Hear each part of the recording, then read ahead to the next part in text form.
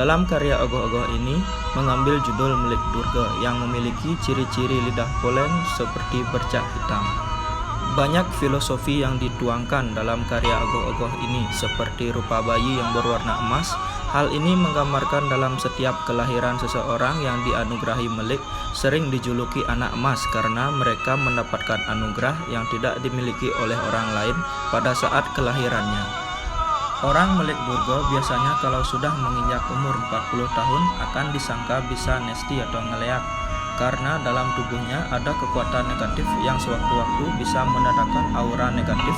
Contohnya seperti orang melik Durga ketika mengajak anak kecil ke cucu, anak kecil ini bisa langsung menangis atau kena sakit non-medis, padahal orang yang memiliki melik Durga tidak pernah mempelajari ajaran desti atau ngeleak.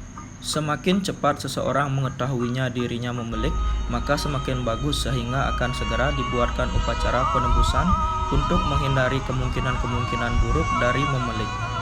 Jika tidak mendapatkan bantuan penebusan, maka biasanya orang melik sesuai dengan kelahirannya ada yang diambil pada saat baru bisa berjalan, atau ketika baru menikah dalam upacara pewiwahan, dan ada juga saat baru mempunyai anak. Dengan pebayuhan melik akan dinetralisir kekurangan yang ada dalam dirinya atau menghilangkan apes pengaruh melik. Apit Lawang. Apit Lawang merupakan bagian dari arsitektur bangunan Bali yang ada pada setiap pintu masuk tempat suci di Bali, pura atau pemerajan.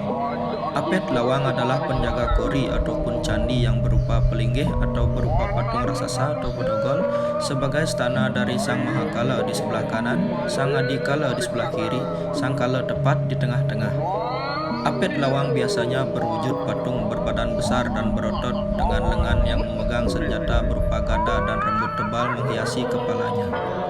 Tidak hanya itu, biasanya patung pada Apit Lawang juga menunjukkan ekspresi yang unik dengan mata yang melotot dilengkapi taring besar yang panjang menghiasi senyum tipis yang juga menyiratkan sebuah keramahan dan ketegasan dalam waktu yang bersamaan. Adapun filosofi dari adanya Apit Lawang adalah bagaimana setiap umat yang akan memasuki wilayah pura hendaknya bisa menyucikan pikirannya dan menghindarkan pikiran yang negatif sebelum memasuki areal dalam tempat suci. Ekspresi wajahnya mengingatkan umat untuk mengintrospeksi diri dan membersihkan pikiran, perkataan, dan perbuatan. Umat Hindu di Bali juga memberikan sesajen sebagai bentuk rasa terima kasih karena telah menjadi penjaga selama ini.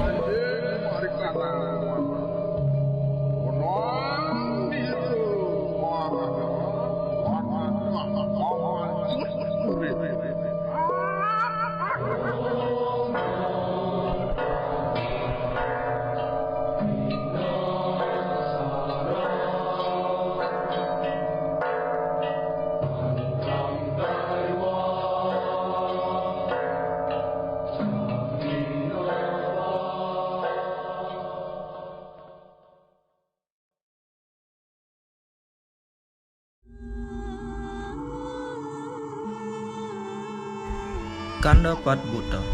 Lontar Angastya Prana sebagai sumber literatur menyebutkan bahwa Kandapat atau Catursana adalah 4 saudara sebagai pelindung, pemelihara, dan penolong secara langsung sang jabang bayi sejak dalam kandungan sampai lahir. Leluhur Bali menyelaminya lebih dalam yang kemudian melahirkan konsep ajaran Kandapat atau Catursana. Meskipun Kandapat atau Catursana dipercayai memiliki kekuatan-kekuatan magis yang menyertai setiap orang dalam memberi pengaruh buruk yang menguasai manusia sedemikian rupa sehingga memiliki sifat-sifat buta. Secara umum, inti konsep dasar Kandapat ini adalah manusaya, butaya, dewaya. Dia itu sebagai manusia, sebagai buta, dan sebagai dewata. Konsep ini kemudian menjadi inspirasi yang dituangkan ke dalam bentuk karya seni miniatur ogoh-ogoh. Karya seni miniatur ogoh-ogoh ini terdiri dari seorang bayi yang baru terlahir sebagai simbol manusaya, Catursana atau Kandapat, buta yaitu Anggapati, Merajapati, Manaspati, dan Panaspati Raja sebagai simbol butaya.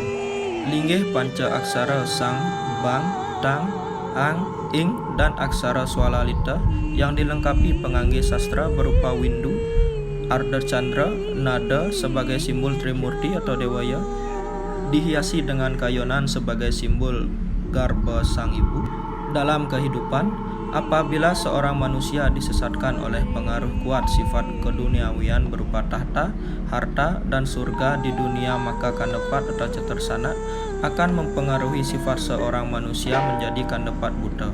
Sifat-sifat buta akan mendominasi seseorang dan membuat ia lupa akan dirinya sendiri. Penggambaran karya seni miniatur ogoh-ogoh ini merupakan momentum menyadari hakikat seorang manusia yang tidak boleh lupa akan dirinya sendiri dan kandapat atau cetersana yang telah menjadikan bagian tak kasat mata secara niskala sebagai empat saudara seorang manusia.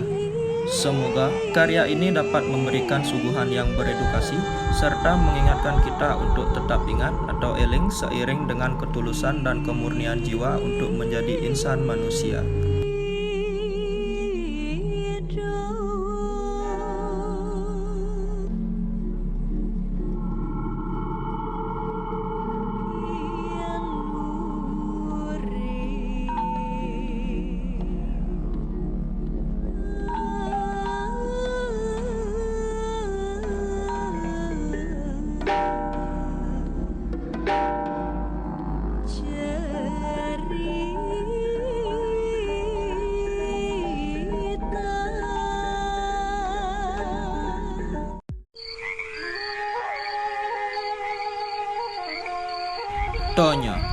Tonyo adalah makhluk halus yang tinggal di sungai dan memiliki perawakan bentuk tubuh, tingkah laku yang kehidupan yang nyaris sama dengan manusia. Mereka hidup berkelompok, bermasyarakat, dan juga memiliki desa yang nyaris sama dengan desa umumnya. Perbedaannya terletak pada desa dan penghuninya yang tidak kelihatan oleh mata telanjang. Satu-satunya perbedaan paling nyata dari ciri-ciri fisik antara tonyo dan manusia terletak pada lekukan kecil pada bibir atas atau di bawah hidung. Di Bali dikenal dengan konsep Trihita Karana yang artinya hukum sebab akibat. Trihita Karana terdiri dari 3 konsep, yaitu 1. Hubungan manusia dengan Tuhan Yang Maha Esa atau Sang Hyang Widiwasa, Paryangan. 2. Hubungan manusia dengan sesama manusia atau Pawongan. 3. Hubungan manusia dengan alam semesta, Purha. Hubungan tonyo dengan Trihita Karana ada pada konsep yang nomor 3, yaitu hubungan manusia dengan alam semesta. Manusia tidak sadar dengan tingkah lakunya yang seperti membuang sampah sembarangan. Banyak sekali manusia yang membuang sampah sembarangan di sungai agar lebih gampangnya.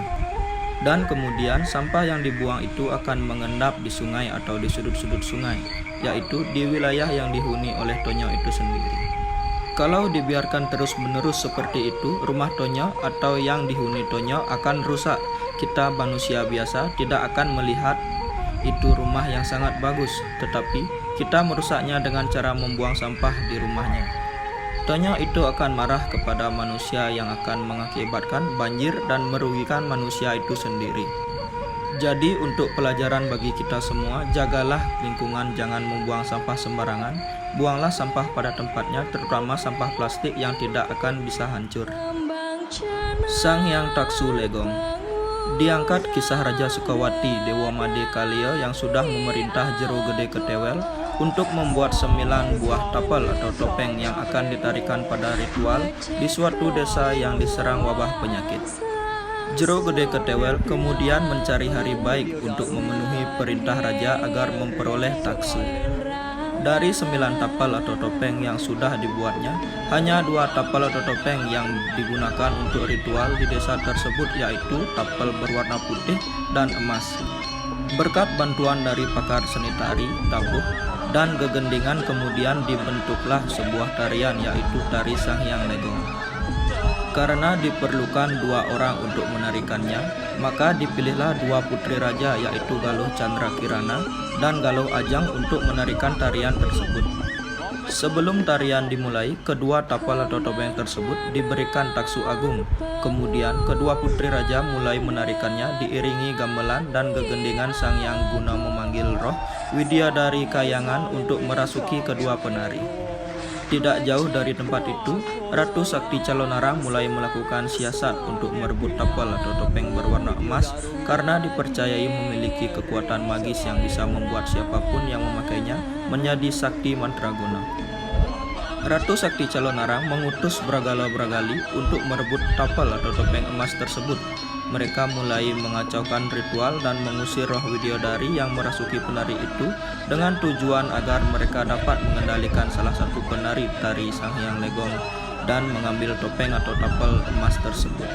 Pada saat itu, Galuh Chandra Kirana tersadar dari tariannya dan mendapati saudarinya sudah dirasuki Bragala-Bragali dan mengacaukan ritual. Galuh Chandra Kirana kemudian mengucapkan mantra dan bertarung untuk menyadarkan kembali saudarinya. Di tengah pertarungan, Galuh Chandra Kirana mengeluarkan sebuah keris sakti yang merupakan hadiah dari seorang patih yang berpesan agar digunakan jika sedang terjadi bahaya saat ritual berlangsung.